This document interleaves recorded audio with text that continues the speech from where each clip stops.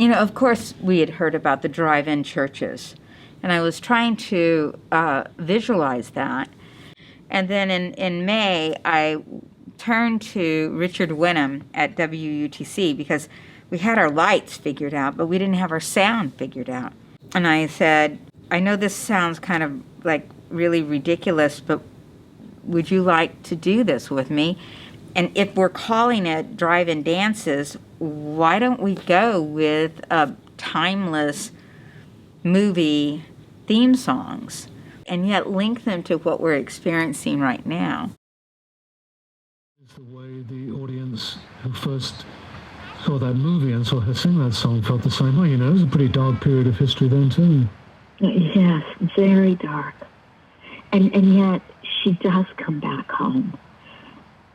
And she's okay. She's different. Nothing will ever be the same. And every time she looks at other people, it will be with so much more light. And I think that sometimes we are so focused on opening up, and we will open up. We know that. But it's just take another deep breath, and let's make sure we have the biggest view that we can possibly have. And that when she's going through that field of poppies to Oz, she's so full of hope. And I think in our homes, looking out our windows, I hope that we too are Dorothy and are filled with a lot of hope. We know we're going to come back, but that will never, ever be the same again. It's not about going back to where we were, because that doesn't exist, nor will it ever. So now what? And that's where the fear, when you want to hold on to something that's how we've always done it, and because we've never done it ever the same way twice. So that's not even in our comprehension.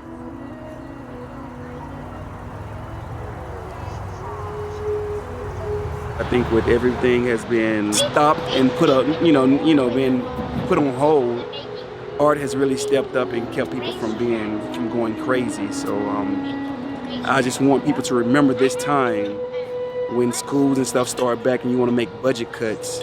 Remember that you don't want to cut art out, because this is what's keeping you alive right now. I think something that I found very beautiful was that how much people need each other more than they realized. And even though with drive-in dancers there was a barrier within the cars, you still felt the energy of the audience, not just the dancers, which was amazing. And I think it's very eye-opening how much communities don't appreciate what they have until they have to find something to drive themselves literally back into it. I'm a little nervous for this one on Saturday because the whole energy is just different from where we were on May 16th of this year. And then when the George Floyd murder happened and our emphasis switched, it was like we were doing this kind of work in 2015. We were just, either 5 years ahead or 400 years behind. I never think of not including Black artists, Latino artists. I'm constantly thinking about the dynamics of creating a collective that represents all voices. So when we did drive-in dances, all of a sudden you had all these dance forms, and yet all of us dancing together. We are currently reimagining a lot of structures that have been normal and in place for a really long time. And I think that intersects with what's going on in our country right now with all the police brutality and racial injustice. And so I think that the intersection of both of these crises is that we can and we have to reimagine the current structures and capitalism and everything. in general, society needs to be a lot more flexible in our thought process, and we need to listen to more voices. I think too often we do things for the sake of tradition, and it might not be helping us. It may be hurting us, or maybe stifling our progress. And I think we need to look at all the possibilities that are out here. I think that we need to, because like we're doing this in a round, so it's like in a circle, it's 360 degrees. I mean, I performed in a round theater like pre-pandemic. The difference is all the openness, because we're not confined to a building. So it feels like your energy like goes beyond you and then goes out into the world. And then we're also dancing on grass. So it's like if you're really grounded, it's like you're grounded to the earth and not just to a floor that a human has made. And being seen at all angles also makes you think about how like when one thing happens like during this pandemic, it's like a domino effect, or it's like everything is connected, you know? And so like I said, I think flexibility in thinking, connecting all events and realizing how it's not, everything's not a stop-start, everything's not a linear path. You know, I'll never forget in 1993, the first piece that I ever presented here was about racial inequity.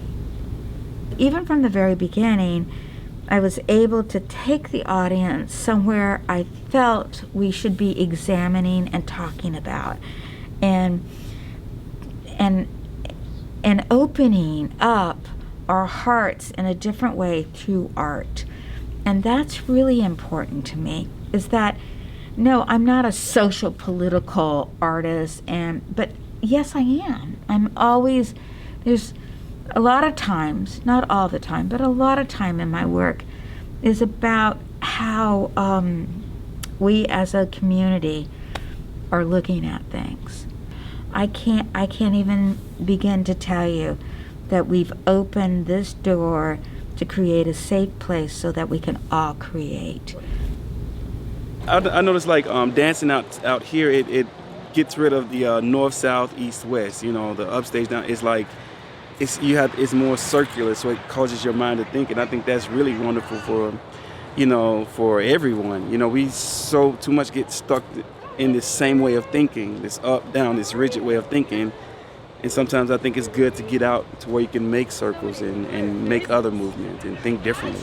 I performed in a round theater like pre-pandemic, but to do this now with COVID-19, protests for Black Lives, all kinds of things like that, I think that we just really have to realize that everything in life is a cycle. And we need to teach, the biggest thing is we need to teach history correctly. Let's just start there. We need to teach history correctly, because I feel like so many people are just flabbergasted that things are the way they are. I'm only 38 years old. I was 10 when the LA riots occurred, and I remember them vividly. And so when the protests and riots started, after us seeing George Floyd being killed on camera for 8 minutes and 46 seconds, and then the guy's knee still in his neck afterwards, I'm like, of course, we have every right to protest, riot, do whatever, because we saw him killed on camera. You know, and 28 years before, we saw Rodney King beaten horribly. Like nothing now. So it's like, it's the same thing. It's a cycle. And then when you even look at the pandemic of 1918, at that time, there were race riots at that time. There was conspiracy theories or misinformation about where the flu started. Everyone now knows that the Spanish flu is called Spanish flu, probably didn't start in Spain, but because the Spanish were the first people to like really put it in the newspapers, because World War I was going on at the same time, it's dubbed the Spanish flu. Nothing is new under the sun. It's an old saying, but it's true. We're in the same cycle. And it's like, will we take this time to actually break it? I don't know. But I think art can help you clearly see the cycles that we're in so that we can help to break them.